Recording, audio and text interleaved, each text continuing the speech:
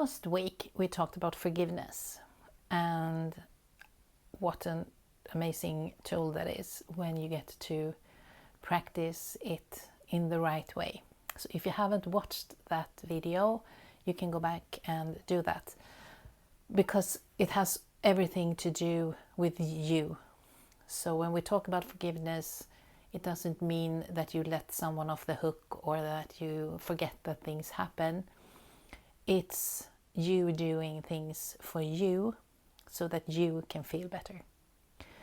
And that also means forgiving yourself. And that's not always as easy. Forgiveness itself, it's not an easy practice. But when it comes to forgiving ourselves, it's a different level to this.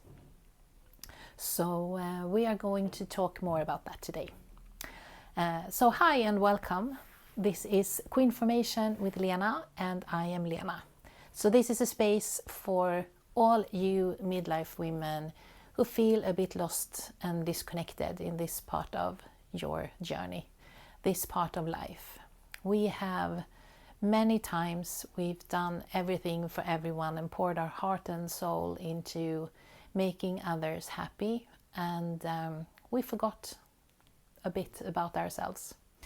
And now we come to this stage of life and we don't really recognize ourselves anymore. We don't really know what it was that we used to enjoy and what makes us happy and who we really are anymore. And this is what I want to help you with, because there is an amazingly beautiful queen within you, and she's just a bit buried under all this junk. So let's dig her out. And practicing self-forgiveness is a big part of this, because you can't build an amazingly beautiful life if you go around resenting yourself for things that has happened throughout your life. So it's important to find all these ways where you feel anger and resentment towards yourself, and just learn and practice to release and forgive and let go, because you did the best you could with what you had at that time. And I think also there can be so many different reasons for why things happened. And in my own journey, I've had to work a lot on forgiving myself for how I have spoken to myself, the way I've treated myself. I have a long background of eating disorders and self-hate, and I've treated myself in a way that I definitely shouldn't have. And I know also, I have lost a lot of time, if you want to put it that way, just hating myself. But it doesn't make it, just me keeping it. If I just keep on repeating this same loop that has been on repeat in my mind like forever, overthinking and being so worried and just looking myself in the mirror and hating what I see, and nothing good comes from me just replaying these old things. And I think that is one of the reasons why it can be a bit harder to forgive yourself, because you expect more from yourself in a way. So I think that is also why we can find it a bit difficult to let things go when it comes to our own past. But you can just, see. One thing that I forgot to say in the other video, one way of also forgiving another person is to get to know more about what happened and their story. And that is not as an excuse, but more as an understanding what they have gone through, and that hurt people hurt people. And also like seeing the other person as a child. And the more you understand what's behind all these things, the easier it can be to maybe feel a bit more compassion and understanding. And that is also something that I think that you should be practicing towards yourself. To start to connect with that inner little girl and speak to her, and to see where it sort of went wrong from the beginning and what she went through, and be compassionate, like show the same love and compassion towards yourself, and understand that you did the best you could with what you had at the time. And connect with that inner little girl, because many times she is just in there waiting to be seen and heard, for you to see and hear her.